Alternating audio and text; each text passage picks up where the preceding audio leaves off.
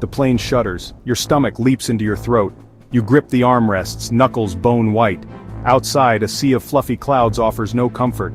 You are suspended, a tiny speck in a vast, unforgiving expanse. Every bump, every jolt feels amplified, magnified in the echoing chamber of your fear. Your heart pounds a frantic rhythm against your ribs. Your breath comes in short, shallow gasps. You try to rationalize. You remind yourself that flying is statistically safer than driving, but logic fails in the face of primal fear. You are trapped.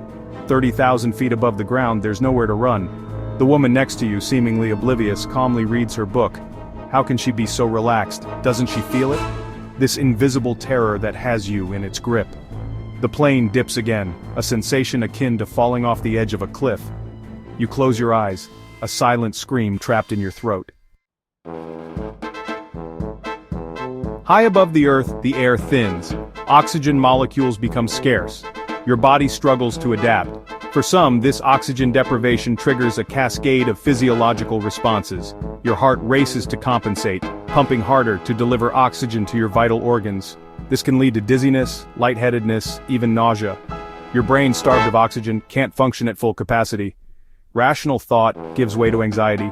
This is your primal brain taking over. The amygdala, your brain's fear center, goes into overdrive. It perceives the unfamiliar sensations of flight as threats.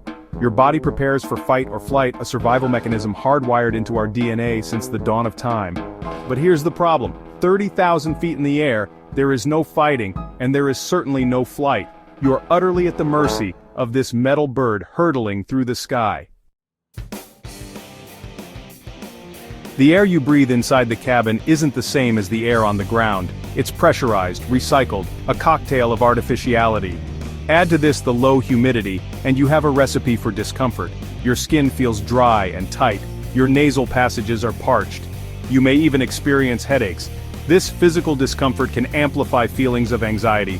The air carries whispers of stale coffee, jet fuel, and the faint scent of hundreds of other passengers.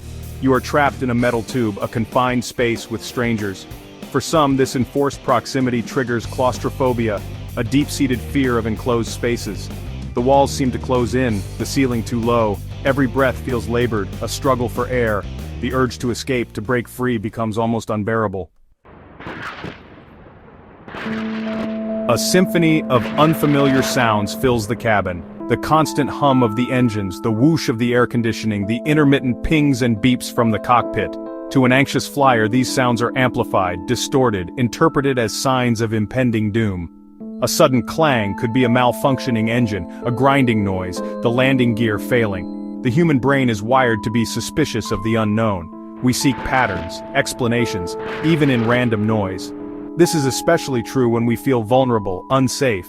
So, the next time you're on a plane and your mind starts weaving a narrative of disaster from the routine sounds of flight, remember this: your brain is simply trying to make sense of the unfamiliar, to protect you from potential danger.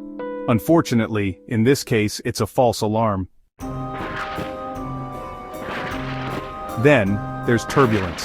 The sudden jolts, the stomach-churning drops, the feeling of weightlessness. It's the sky's way of reminding you who's really in control. Rational thought evaporates. Your primal brain takes over. The fight-or-flight response kicks in, flooding your body with adrenaline. But here's the cruel irony. There's nowhere to run, nowhere to hide. You're strapped into your seat, forced to endure the sky's tantrums. The turbulence may only last a few seconds, but it feels like an eternity. And even when it's over, the fear lingers, a knot of tension in your chest, a reminder of your vulnerability.